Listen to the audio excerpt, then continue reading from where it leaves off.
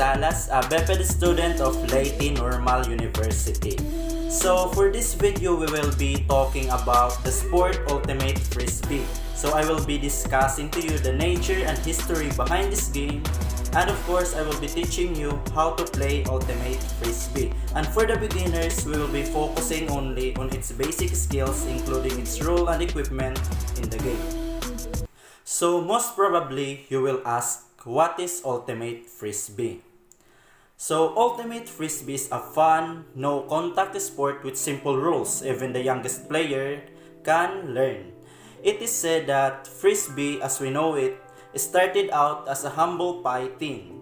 The Frisbee Pie Company of Bridgeport, Connecticut, was much loved by the students at nearby colleges, including Yale. After a student was done with a pie, the metal tin the pie came in a made great projectile. Supposedly, these students yelled Frisbee as they threw the tin back and forth. In 1948, two entrepreneurs named Fred Morrison and Warren Francione thought that a plastic version would be stronger and really go the distance. They took their design to WAMO of hula hoop fame. The first mass-produced version was called the Pluto Platter in 1955. And a few years later, the Frisbee Pie Company went out of business and WAMO changed the name to the Frisbee Disc. Tossing around a Frisbee became a sport in its own right, and by 1977, over 100 million units were sold. Ultimate Frisbee was actually the invention of Columbia High School student named Joel Silver. At a student council meeting, Silver jokingly suggested that the school should form a committee to work on adding Frisbee to the school's curriculum. The council just called his bluff. His friend Buzzy Hillring drew up the first couple editions of rules. Silver came up with and copyrighted the name Ultimate Frisbee. The first game took place at the high school in 1968. It was the student council versus the school newspaper staff, and it was the newspaper staff who won the game. The first game between two schools took place in 1970. High school students took Ultimate Frisbee with them to college and formed collegiate leagues. The first intercollegiate game between Rutgers and Princeton took place in 1972. The first national collegiate championships took place in 1975. In just 7 short years, the new sport was firmly established. Now you can win a medal in Ultimate Frisbee even at the World Games. Let's now talk about the court dimensions, facilities, and equipment of the game. So, to begin, the playing field of Ultimate Frisbee sport is usually rectangular. It must contain end zones on both sides, and the field should measure 64 meters by 37 meters or 70 yards long and 40 yards wide. The end zones should be around 18 meters deep. The entire playing field is inbounds. The perimeter lines are not part of the playing field and are out of bounds. You can play Ultimate Frisbee with minimal equipment. You will only need a good quality disc, a pair of cleats, and a good pair of friction gloves. Frisbee Disc. A Frisbee, also called a flying disc or simply a disc, is a gliding toy or sporting item that is generally made of injection molded plastic and roughly 8 to 10 inches or 20 to 25 centimeters in diameter with pronounced lip.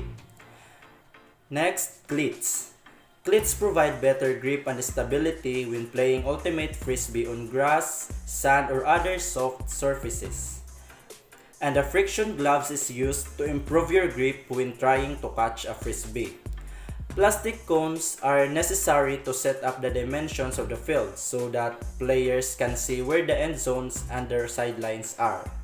So again, in playing Ultimate Frisbee, you only need the Frisbee disc, cleats to provide better grip and stability, and friction gloves to improve your grip with catching the disc. And plastic cones are used to mark the dimensions of the court. Let's now proceed to the rules and regulations of the game. Starting play. Each point begins with both teams lining up on the front of their respective zones. The defense throws the disc to the offense. A regulation game has 7 players per team. Movement of the disc. The disc may be advanced in any direction by completing a pass to a teammate. Players can't run with the disc, similar to netball. The person with the disc or the thrower has 10 seconds to throw the disc. Non-contact. No physical contact is allowed between players. Picks and screens are also prohibited. A foul occurs when contact is made. Scoring. Each time the offense completes a pass into the defense end zone, the offense scores a point.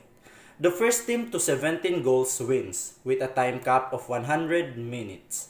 But this is often adopted at beginner levels of the sport. Change of possession.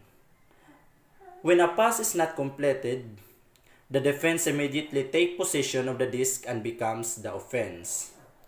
Substitution. Players not in the game may replace player in the game after a score and during an injury timeout. Fouls. When a player initiates contact on another player, a foul occurs.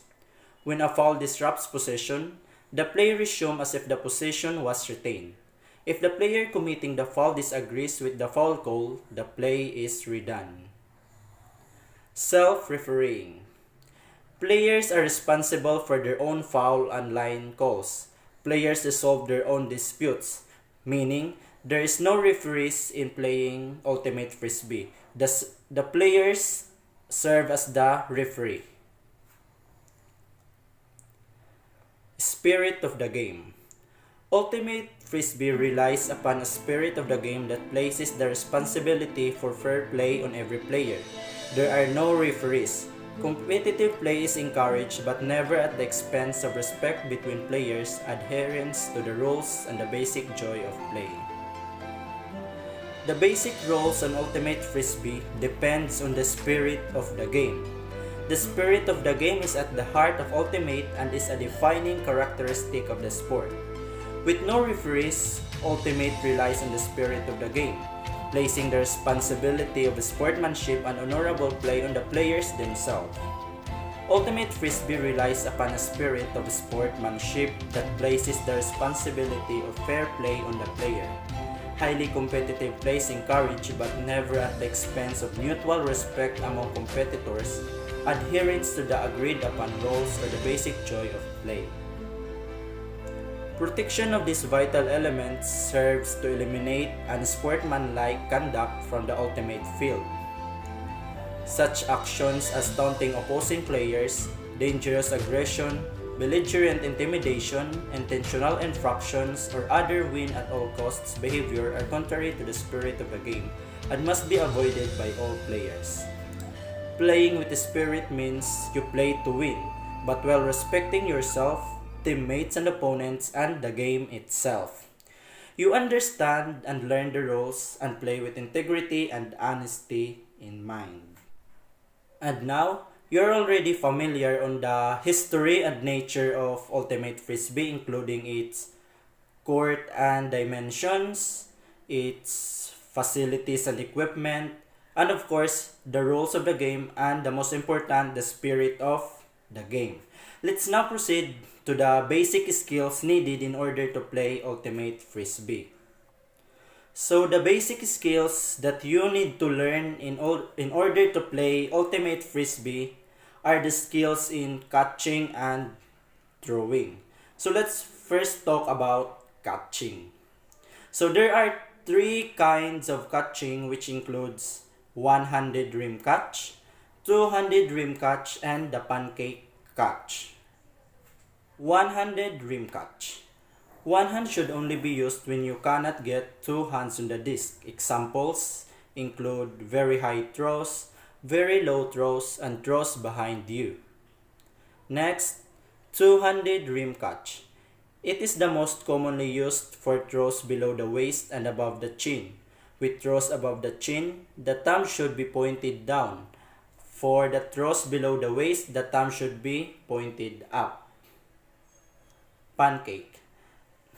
The pancake is the most sure catch and should be used whenever possible. It is best used for throws waist and chin level. Try to get your body in front of the disc. If you can jump or slide or to pancake the disc, it is preferable to catching it by the rim. There are also three types of throws that are mainly used in Ultimate game.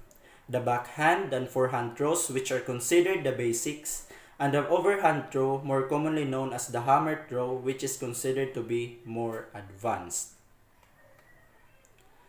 The forehand throw requires a proper grip on the Frisbee disc before it is thrown. Fingers should be positioned in a gun-like manner with the thumb, index and middle fingers sticking out and the last two fingers closed.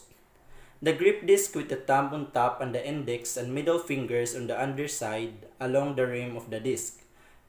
To launch the disc, extend the disc away from the body and snap the wrist inwards, with the entire arm following through the motion of the throw. If done correctly, the disc will glide through the wind without wobbling and hit on target accurately. To do a backhand throw, the grip along the rim of the disc should have the thumb on the top side and all four fingers resting on the underside. The body should stand out in 45-degree angle for the throw.